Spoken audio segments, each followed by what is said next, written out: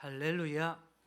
오늘 아침 지금 날씨가 딱 보니까 이게 영하 7도가 되어졌더라고요.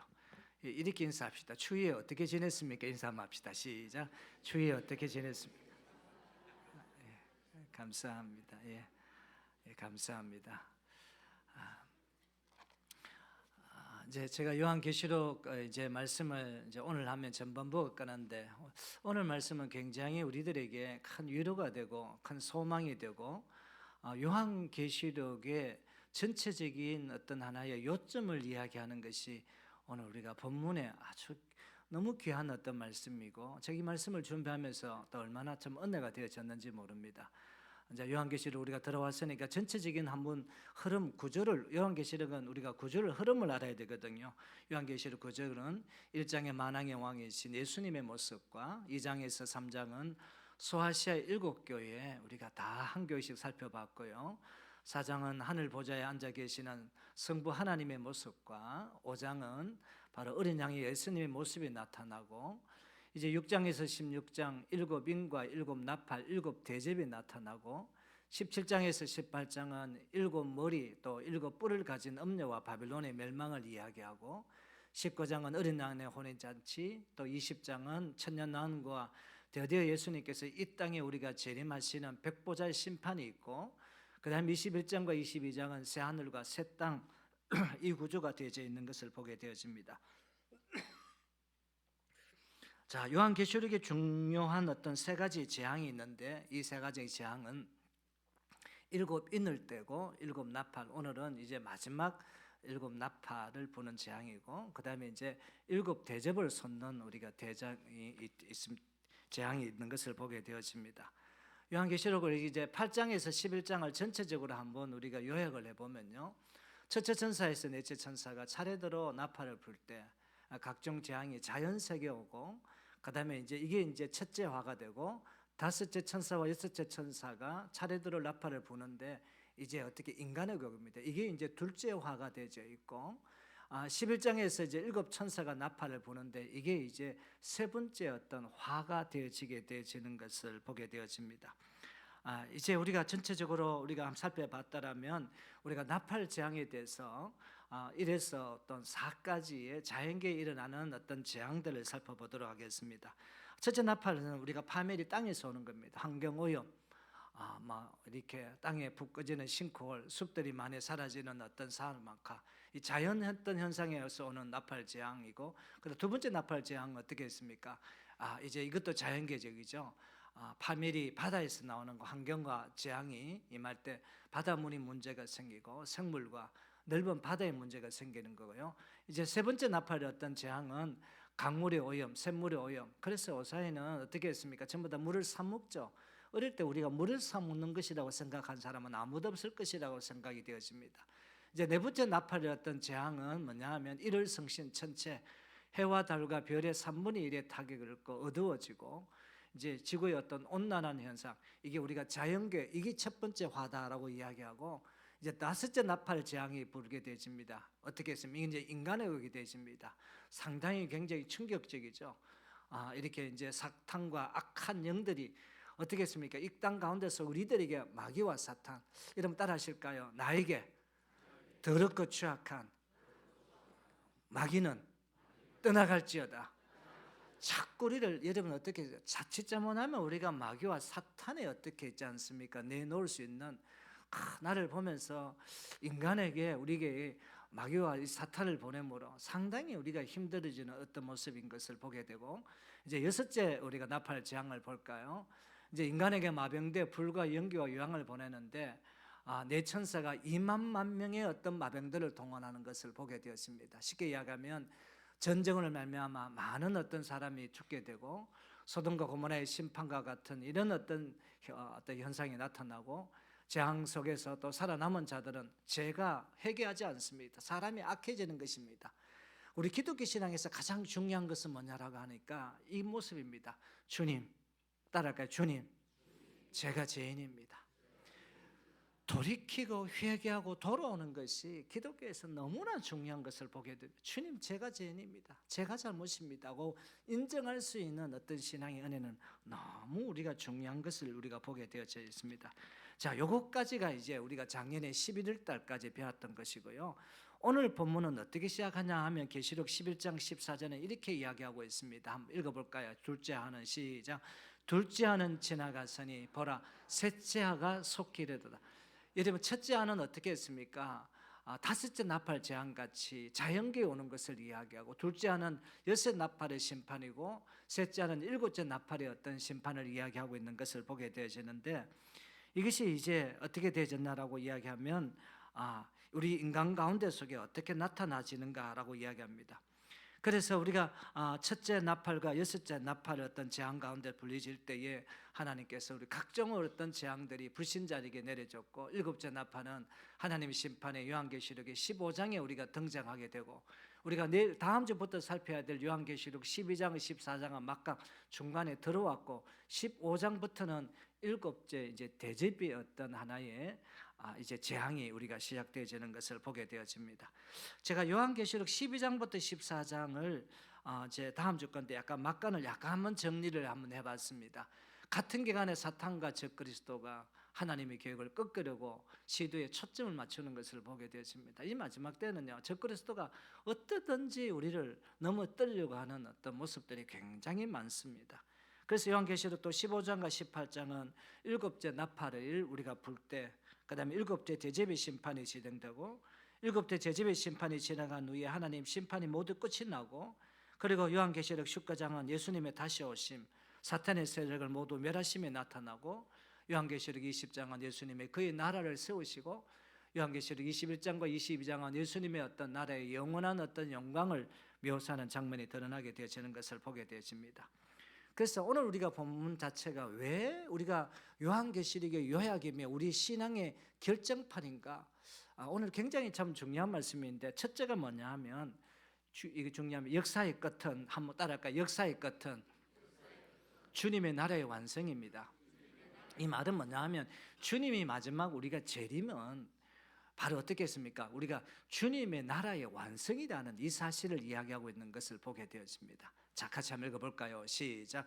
일곱째 천사가 나팔을 불 때 하늘에 큰 음성들이 나서 이르되 세상 나라와 우리 주와 그의 그리스도의 나라가 되어 그가 세세토록 왕노로 타시리로다 하니라고 이렇게 이야기가 되십니다. 15절의 내용은 일곱째 나팔의 재앙이 선포될 때 주님의 나라가 완성된다는 것을 이야기하고 있습니다.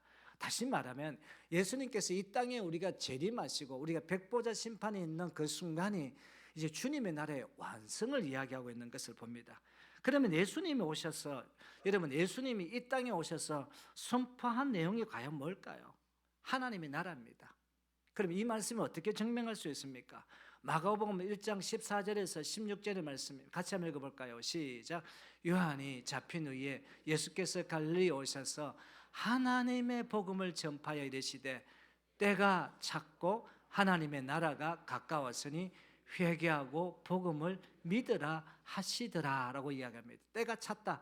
시간이 다 되어졌다. 마지막 종말의 때 되어졌다. 이제 내가 어떻게 했습니까? 하나님의 어떤 때가 되어졌기 때문에 이 땅에 다시 재림할 수밖에 없던 그 당위성을 이야기합니다. 그러면 그 나라, 하나님 나라가 어떻게 완성되어졌습니까? 이게 오늘 본문의 말씀이라는 것입니다. 그 나라가 어떻게 완성되어졌는가요? 한번 읽어볼까요? 시작. 일곱째 천사가 나팔을 불 때 하늘에 큰 음성이 나서 이르되 세상 나라가 우리 주와 그의 그리스도의 나라가 되어 그가 세세토록 왕노릇 하시리로다. 이제 어떻게 했습니까? 예수님의 어떤 시대가 되어졌던 것을 이야기하고 있는 것을 보게 되어집니다. 여러분, 그래서 어떻게 했습니까? 예수님이 이 땅에 오시는 것은, 여러분, 세상 사람들은 종말이다, 끝났다, 이제 말세다라고 이야기하지만 우리 예수 믿는 사람들은 역사의 완성을 이야기합니다. 그럼 역사의 완성에 대해서 이것이 하나님의 선언으로 보게 되십니다.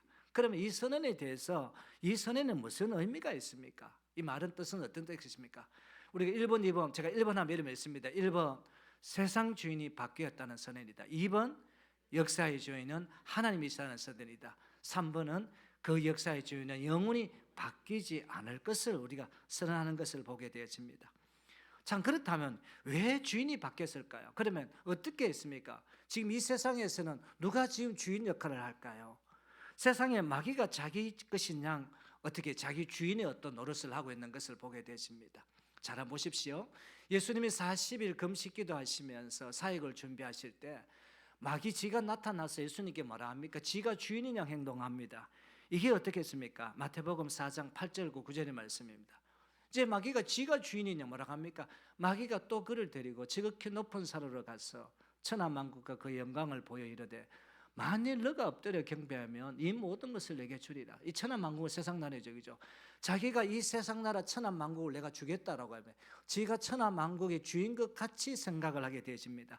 그래서 어떻게 했습니까? 예수님이 이 땅에 오실 때에는 주인이 완전히 바뀌었고 예수님이 왕노릇하는 그 나라가 되신다는 것을 이야기하고 있는 것을 보게 되어집니다. 그래서 일곱째 나팔을 불 때 한번 우리가 정리하면 이렇게 했습니다. 일곱 나팔을 불 때 마귀는 세상이 마치 자기 것인 양 여러분 가지고 놀며 지금까지 장난을 쳤습니다. 마귀가 그렇죠. 그러나 이제 그 세상의 나라의 주인이 완전히 바뀌었던 것을 선언하는 것을 보게 되어집니다. 이걸 조금 제가 예화를 들기 위해서 여러분 이승만 대통령을 여러분 아십니까? 이분이 바로 우리가 1948년 8월 15일 날 정부 수립식에서 이렇게 연설하는 사진이 나오게 되어집니다. 대한민국 건국선언은 뭡니까? 이승만 대통령이 1948년 8월 10일 대한민국 정부 수립 기념식 전에 이렇게 생각합니다. 뭐라고 생각합니까? 외국인민 제시와 나의 사랑하는 동포 여러분, 8월 10일 오늘을 거행하는 시간 우리를 이 해방을 기념하는 동시에 우리 대한민국이 새로 탄생한 것을 겸하여 경축하는 것입니다. 이는 대한민국 정부가 회복하여 40년을 두고 바라고 꿈꾸며 투쟁하여 온 결실에 표현되는 것입니다. 조선이라는 나라의 주인이 바뀌었다는 선언을 이승만 대통령이 한 것입니다. 그래서 8.15 광복절은 우리나라의 주인이 바뀐 날입니다. 마찬가지로 여러분 예수님께서 이 땅 가운데 속에 내려오실 때 마귀가 가지고 놀던 이 세상이 이제 예수님의 주인으로 바뀌어지는 겁니다. 그리고 우리가 지금 재림을 기다리는 것은 예수님의 주인으로 모셔드리는 우리들에게 축제의 장이 되어지는 것을 보게 되어집니다. 자, 이것을 보면서 그래서 우리 기독교 역사가 우리 불교의 역사관이 다릅니다. 여러분 이 세상을 역사를 보면서 불교의 역사관은 어떤 역사관일까요? 이 대승불교 반복되는 역사 윤회설을 보게 되어집니다. 대승불교, 소승불교는 다릅니다.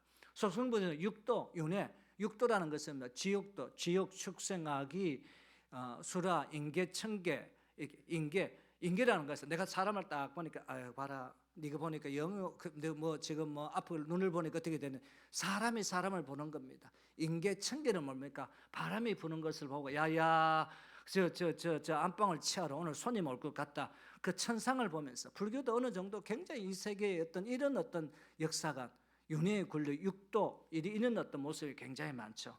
제가 이걸 하기 위해서 설명한 것은 아닙니다. 여러분 기독교 역사관을 분명히 알아내는 거예요. 이것을 우리가 오늘 요한계시록을 답하는 것입니다. 자, 여러분 중요합니다. 자, 기독교 역사관을 한번 따라 하실까요? 반드시 끝이 있음을 말한다. 끝에는 반드시 심판이 있다. 바로 이 끝은 하나님 나라의 완성이다. 즉 새 하늘과 새 땅이 있다는 것이다.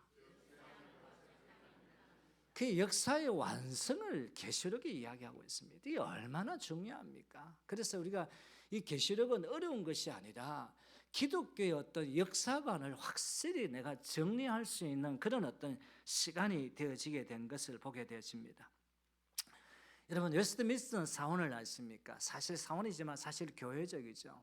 여러분 교회 안에 들어가면 굉장히 어떤 화려합니다. 여기서 영국의 이번에 찰스 이제 왕이 여러분 어떻게 했습니까? 자기 어머니 이어서 할 때 이 대관식을 여기서 하게 되십니다. 앞에 금이 금색으로 되려 사실 저는 금이라고 하다. 웨스트민스터 사원에 어떤 이 강대상이 있습니다. 이 강대상에 어떤 말씀이 있는 줄 압니까? 웨스트민스터 사원 그 강대상의 말씀 이 말씀이 있습니다. 세상 나라가 우리 주와 그의 그리스도의 나라가 되어 그가 세세토록 왕노로 다스리리다 하니 이 요한계시록 11장 오늘 본문의 말씀이 있습니다. 이 말은 어떤 뜻입니까? 너희들이 여기 대관식을 하고 해가 지지 않는 그 왕의 어떤 높은 어떤 모습이 있겠지만 그러나 이 세상의 주인은 오직 예수 그리스도다.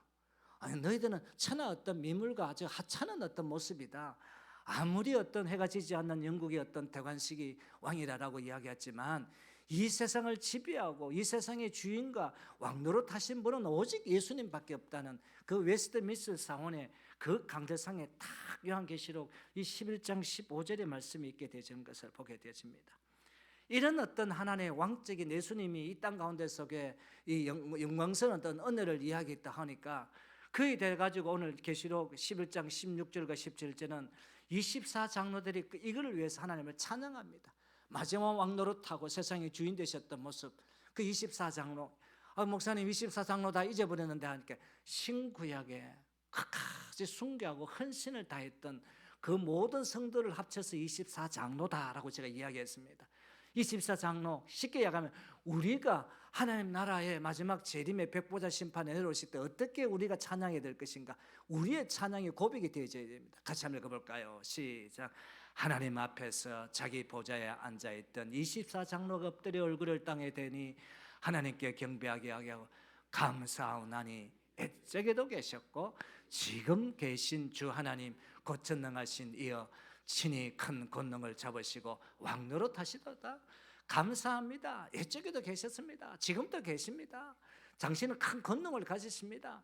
당신의 어떤 그 왕적 직분은 마땅하고 지당한 것입니다 라고 이렇게 우리가 찬양과 영광을 돌려드리는 것이 우리들의 어떤 삶의 모습인 것을 보게 되어집니다. 그래서 24장로도 찬송의 특징이 뭡니까? 옛적에도 계시고 지금도 계신 하나님이다. 이전에는 그 계시록 1장 4절에 이제도 계시고 전에도 계셨고 장차 오실이시며 라고 했고, 계시록 1장 8절에 이제도 있고 전에도 있고 장차 올자요라고 했고, 계시록 4장 8절에도 전에도 계셨고 이제도 계시고 장차 오실이시라고 했습니다. 그러나 또 17절에 보니까 장차 오실이라는 문구가 없는데 왜?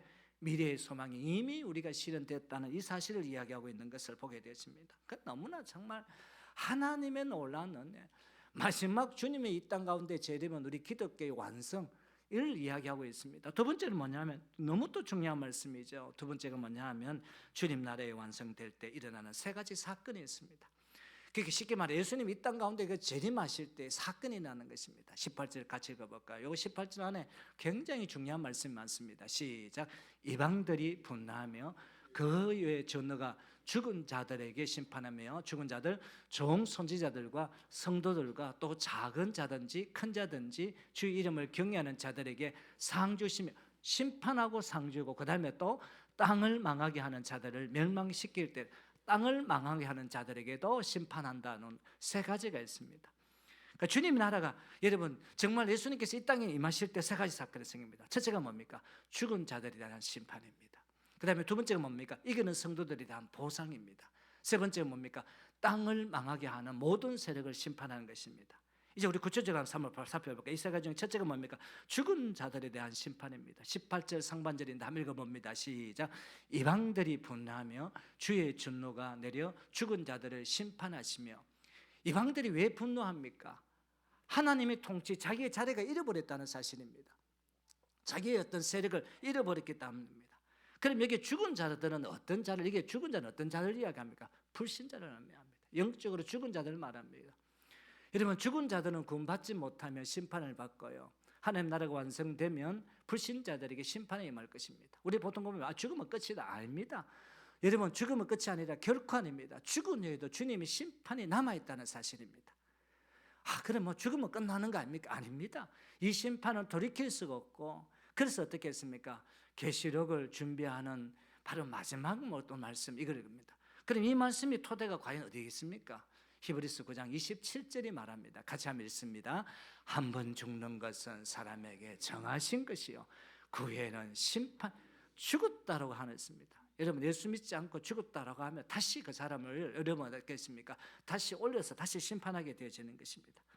그 다음에 이제 두 번째는 이기는 성도들에 대한 어떤 보상입니다. 이게 굉장히 우리들에게는 유료의 말씀이죠. 한번 볼까요? 시작. 종 선지자들과 성도들과 또 작은 자든지 큰 자든지 주의 이름을 경외하는 자들에게 상 주시며, 성도들에게 상을 주신다고 이야기합니다. 기본적으로는 상은 구원을 이야기하지만 하나님의 보상은 구원 다음에 어떻게 했습니까? 알파가 있다는 사실을 우리가 이야기하고 있는 것을 보게 되어집니다. 자, 그렇다면 여러분 일곱 교회 마지막 우리가 끝까지 이기고 신앙을 여러분 부여잡고 아무리 힘들고 어렵다도 여러분 십자가 붙들고 이기는 자들 주시는 보상은 뭡니까? 7가지가 있습니다. 이는 계시록 그대로 말씀입니다. 어떻게 생명나무의 과실을 먹게 하는 것입니다. 여러분 어떻게 했습니까? 저 정말 이렇게 뭡니까 새하늘과 새 땅에 가서 생명나무 열매 그 따먹다 말자 여러분 나중에 이거는 또 이야기할 거고요. 그다음에 둘째 사망의 해를 받지 않으니 둘째 사망의 해를 받지 않는다라고 이야기했습니다. 이 말은 뭐냐라고 이야기하니까 정말 첫째 사망은 육체적으로 죽음을 이야기하고 두 번째는 예수님의 어떤 백보자 심판을 통해 가지고 그 두 번째 사망 가운데서 우리는 어떻게 했습니까? 저 새하늘과 새 땅에 들어가고 예수 믿지 않은 사람들은 저 불못에 들어갈 수밖에 없는 이 모습을 이야기합니다. 그 다음에 세 번째 감춰진 만나를 주고 또 흰돌을 줄 터이니 옛날에 흰돌이 뭐냐라고 하니까 옛날에는 이제 이렇게 딱 이렇게 이제 판결을 딱 하면 내가 죄가 없다 하면 흰돌을 던져주고 죄가 있다라고 하면 금은돌을 던져주는 것입니다. 이분단이 금은돌 받는 거 아닙니다. 이제 이 뜻이 이제 흰돌이다라는 이 뜻을 이야기하고 그 다음에 네 번째 만국이 다스리는 권세를 만국이라는 것은 세상을 이야기합니다. 이 세상을 다스리는 권세를 주고 흰 옷을 입었다는 것은 거룩함을 이야기하고 있죠. 그 이름을 생명책에 지어지지 아니하고 천사들 앞에서 이름을 시인하고 그 다음에 하나님의 성령이 기둥이 되고 이기는 그의 길은 내가 그 보좌에 함께 그 보좌에 함께 한다. 그 보좌는 뭡니까? 우리가 금양로 기도 가운데 속에 여러분 기도하면 기도하면 어떻게 수압항에 대해서 나감향에 대해서 풍자항에 대해서 그 기도가 보좌에 올려진다라고 했습니다. 하나님의 어떤 옆에 여러분 함께 앉는 그래서 24장로가 그 보좌에 둘러 앉는다. 신구약에 충성했던 성도들이 그 주변의 보좌와 함께 찬양하고 영광을 돌리는 이런 어떤 놀라운 상을 준다는 거 이야기하고 있는 것을 보게 되어집니다. 자, 그 다음에 상급의 대상인데 여러분 상급의 대상인데 여기 오늘 말씀을 딱 보니까 종선지자 하나님의 말씀을 전한 자들, 교회 지도자들을 의미하고 성도들은 평신들을 의미하고 그 다음에 주의 이름을 경외하는 자들 번역상으로 세 분류가 되어 있지만 내용을 보면 딱 두 분류입니다. 주의 종들에게 지도자들에게 그리고 어떻게 했습니까? 성도들에게 상을 준다. 여러분 종들에게 주고 성도들에게 준다면 결국 그 상을 다 모두에게 준다는 것을 이야기하고 있는 것을 보게 되십니다. 그런데 여러분 상은요 행한 대로 받습니다. 행한 대로. 이것이 계시록 22장 12절 말씀입니다. 너무 중요한 말씀이죠. 같이 읽습니다. 시작. 보라 내가 속히 오리니 내가 줄 상이 내게 있어 각 사람에게 그가 행한 대로 갚아주리라. 이게 포인트가 중요한 요점이 있습니다. 여러분 이렇게 구원은요 행한 대로 받는 것이 아니라 믿음으로 받습니다. 그래서 우리 이신칭이 바로 믿음을 받는 하나님의 선물이고요. 그 다음에 기억해야 되는 것이 뭐냐면 상은 행한 대로 받는다는 것을 명심해야 되는 것입니다. 그래서 여러분 지나가는 객에게 찬물 한 그릇도 여러분 상이 있는 것입니다. 여러분들 수고하고 예수는 여러분 그 눈물만큼 여러분 상이 있다는 것입니다. 참 어서 제가 너무 감사한 게요. 구역별로 우리가 식사를 준비하면서 느끼는 것이 뭐냐 하면 우리 남자 성도님들이 다 동참이 돼서 여러분 그게 상을 받는 겁니다. 제가 선교하면서 어찌든지 저는 지갑에 돈은 안 놀러 갑니다. 이 한 장이 하나님께서 분명히 상을 이룰 것이다. 여러분 상이 있다는 것입니다. 상이 있으면 아깝지 않습니다. 상이 있으면 베풀어 줄 마음이 있습니다. 상이 있다고 생각하니까 어떻게 했습니까? 자꾸 보여지는 눈이 떠져 있습니다. 그래서 우리는 어떻게 했습니까? 상을 위해서 하나님 앞에 나아가게 되어지는 것을 우리 한번 보게 되어집니다. 그래서 우리가 정말 예수님께서 이 땅에 우리가 재림, 여러분 이 백보자 심판은 얼마나 중요한 것인지 모릅니다. 여러분 우리가 광복 사진을 한번 볼까요? 우리가 1945년 8월 15일 날 이거 광복이 되어졌습니다.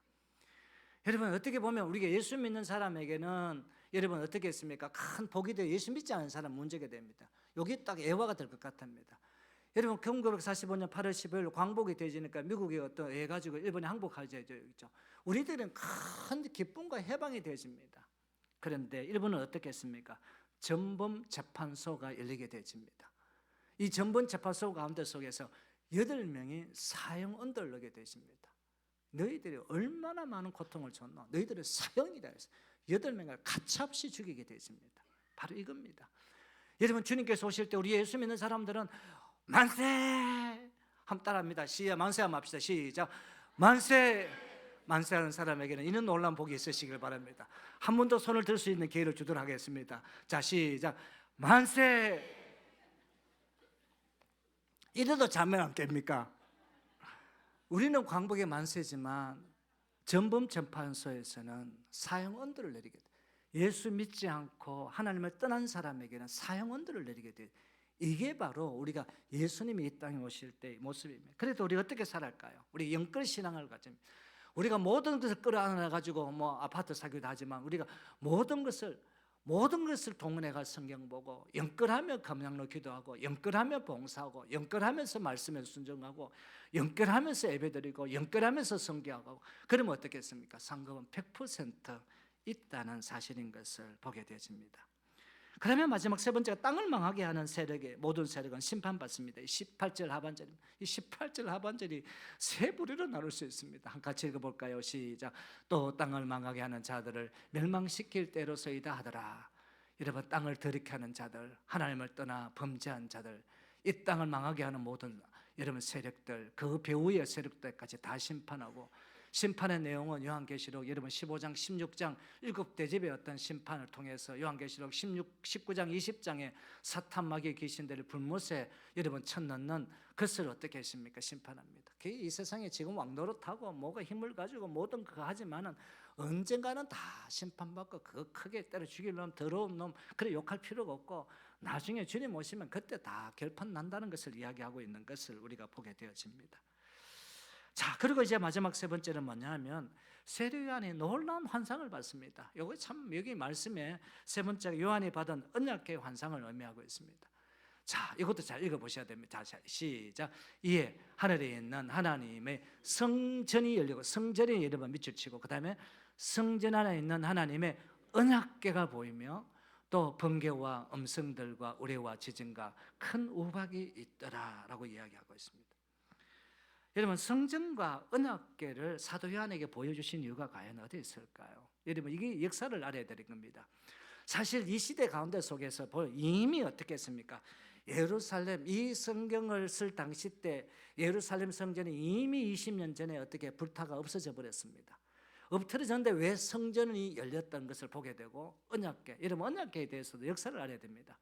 처음에 이제 우리가 남유다가 멸망당할 때 여러분 바빌론이 쳐들어갑니다. 바벨론이 쳐들어갈 때 너무가세리 여러분 그 장관들에게 이야기했을 때 뭡니까? 야들아, 예루살렘 안에 들어가거든 제일 먼저 언약궤를 확보해라. 그게 복이 된다 하더라. 그거 갈 때만 전쟁에 다 이긴다 하더라. 어쨌든지 언약궤를 확보해라. 언약궤는 압니다. 두 돌판과 아론의 상난 지팡이 그리고 여러분 이제 만나를 담은 금 항아리가 있습니다. 그 예수님 하나님의 어떤 그 신성의 말씀의 그 은혜를 강조하고 있죠. 언약궤를 확보하더라. 그러니까 바빌론이 여러분 쳐들어가 가지고 딱 지성산에 들어가니까 언약궤가 없어져 버린 겁니다. 그러니까 지금 또 언약궤가 어디 있는지를 찾지를 못하고 있습니다. 그럼 목사님 과연 어디 있을까요? 거기까지 구약이 다 이야기하면 나중에 제가 시간 될 때 제가 이야기하고 시간이 없기 때문에 지금 현재 유대인들은 그 언약궤를 찾고 있습니다. 그래서 여러분 유대인들이요 성전을 짓지 못한 두 가지 이유가 있습니다. 뭐냐 하면 제가 우리 성도들하고 제가 성지순례 갈 때 목사님 제가 솔로몬 성전이 있었던 그 자리에 솔로몬 성전 여러분 예루살렘 성전 헤롯 성전 여러분 뭐 그러고 또 슬룹바벨 성전 똑같은 이야기입니다. 여러분 이슬람 사원이 있기 때문에 왜냐하라고 저 성전을 치는 순간에 여러분 제 세계 3차 대전이 일어납니다. 아랍군들이 문지기 되십니다. 안 그러면 시아파와 여러분 순위파는 저끼리 치고 싸움인데 만약에 여러분 이슬람 사원을 저거를 밀고 가면 시아파와 순위파가 합치게 되십니다. 세계 대전이 나기 때문에 방법이 없습니다. 그래서 어떻게 했습니까? 여러분 유대인들은 그 서편 벽에 통해 가지고 통곡하고 벽을 냈습니다. 그다음에 뭡니까? 언약궤를 못 찾았기 때문입니다. 유대인들은요 만약에 저 솔로몬 성전을 이슬람 사원을 회복하고 언약궤를 찾으면 만약에 언약궤를 찾더라도 어느 곳에 어떻게 했습니까? 그들은 성전을 또 짓습니다. 왜냐라고요? 자기는 신약을 믿지 않거든요. 그 언약궤가 어디 있는지 지금도 유대인들을 찾고 있습니다. 자, 그런 가운데 속에서 왜 지금 사도 요한이 이게 환상 가운데 속에 언약궤를 발견합니다. 언약궤가 보여지는 것을 발견합니다. 언약궤가 하늘의 성전에 있는 것을 발견하게 되십니다. 그러면 이게 또 어떻게 해석을 해야 됩니까? 해석을 했습니다. 언약궤가 주는 환상의 메시지는 어떻게 했냐면 세 가지입니다. 너무 중요하기 때문에 같이 한번 읽어볼까요? 시작. 이 땅의 성전은 무너졌지만 그렇다고 하나님이 무너진 것은 아니다. 이런 것을 사도 안에 가르쳐줬고 그 다음에 뭡니까? 언약궤가 없어졌지만 하나님의 임재가 없어진 것은 아니다는 것을 이야기했고요. 세 번째가 뭐냐면 언약궤가 없다고 해서 하나님의 능력이 사라진 것을 아니다는 것을 이야기했습니다. 그 다음에 번개와 우레와 지질이 났다는 것은 뭘까요? 하나님의 임재, 하나님의 살아심을 이야기할 때 번개를 이야기하고 우레를 이야기하고 지진을 이야기하고 있습니다. 그 다음에 뭡니까? 우박이 있다는 것은, 우박은 또 다른 의미가 있습니다. 아직 하나님의 심판 재앙이 남아있다. 그 심판은 그것이 요한계시록 16장 7대접의 심판, 15장 16장 되어 있습니다. 번개와 음성들과 우리가 지진과 큰 우박이 하나님의 진노이다.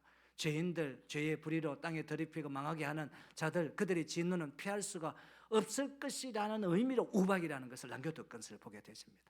자, 이제 다 잊어보시고 제가 마지막 정리를 제가 하도록 하겠습니다. 오늘 정말 중요한 것이 일곱째 나팔을 불 때 첫째가 뭐냐 하면 역사의 끝은 주님의 나라의 완성이다. 할렐루야. 여러분 감동적이지 않습니까? 역사의 끝은 바로 우리가 예수님의 나라의 완성이라는 사실을, 그러니까 우리가 요한계시록 마지막 끝났다가 아니고 바로 주님의 나라의 완성을 이야기한다. 그 다음에 두 번째가 뭐냐 하면 주님의 나라가 완성될 때 일어나는 세 가지 사건은, 여러분 죽은 자는 죽는 것을 끝나는 것이 아닌 것이 어떻겠습니까? 다시 한번 심판합니다. 부관 참시죠. 우리가 옛날에 어떤 조선시대 때 이야기를 들자면요, 죽었던 사람이 다시 와가지고 심판해가지고 네 불못이다. 그 두 번째 어떤 사람, 그리고 예수 믿는 사람은 어떨까? 새 하늘과 새 땅에 들어가게 되고, 여러분 그 생명나무에 그 열매를 따먹는 이런 놀라운 복이 있다는 것을 보게 되고, 그 다음에 이기는 성도들에 대하여 보상한다. 특별히 가르치는 사람들에게 주님께서 보상하고, 평신도들에게 찬물 한 그릇도, 내가 미수 한번, 여러분 사람에게 한번 기쁨으로 미수를 한번 지어보시기 바랍니다. 남에게 그게 미수입니까? 성질 내는 거지. 이것도 저 사람을 한번 기쁘게 해주면 그게 그렇게 그게 좋다더라고. 왜? 그렇게 남을 기쁘게 하면 그게 또 보상이 되지고.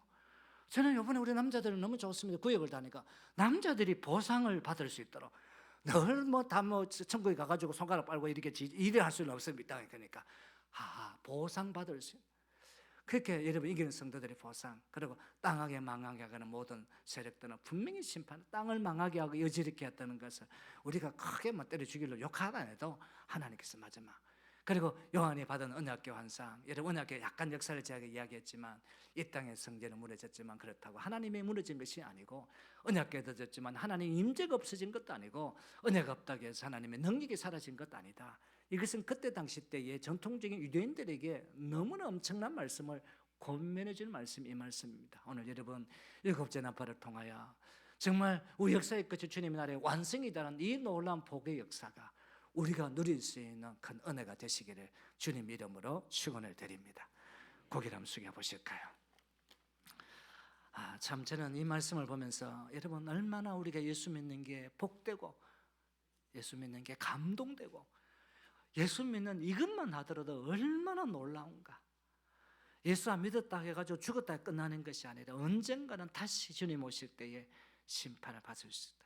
역사의 끝은 주님의 나라 완성이고, 특별히 주님 나라 완성될 때 이기는 성도들에게 보상해 주신다고 18절을 이야기하고 있습니다. 아버지 하나님, 정말 우리가 상급을 많이 받고 크게 받고 정말 많이 받는 이런 어떤 복된 우리 성도들이 다 되게 하시고, 그리고 바로 지금도 하나님의 능력이 살아계시고 하나님 임재가 살아있음을 깨닫고, 내가 날마다 우리가 금양로 기도할 때마다 하나님의 임재가 있고 하나님의 능력이 나타나고 하나님의 은혜가 나타나고, 오늘 또 우리가 중고등부가 바깥에 나가서 이제 차를 팔 때 그거 한 잔 사주면 그것도 하나님 상급이 있습니다. 그냥 지나치지 말고 야들아 수고한다. 그래서 우리가 보상의 실현 은혜 가운데 속에 우리가 하나님의 의를 이루는 내 자신이 되게 해달라고 한번 통성으로 기도하며 나가는 시간 되기를 바랍니다. 두 손 다음 들어보실까요? 이 시간 주여 은혜를 주옵소서. 세 번 부르짖고 우리가 통성으로 기도합니다. 주여 은혜를 주옵소서. 주여 은혜를 주옵소서. 주여 은혜를 주옵소서. 거룩하신 아버지 하나님 감사합니다. 아버지 역사의 끝은 주님의 나라의 완성이라는 사실을 오늘 말씀을 통하여 알게 하시니 참으로 감사합니다. 우리는 세상 끝이다, 종말이다, 말세지말이다 하지만 주님의 나라의 완성이라는 사실을 깨닫게 하시니 감사합니다.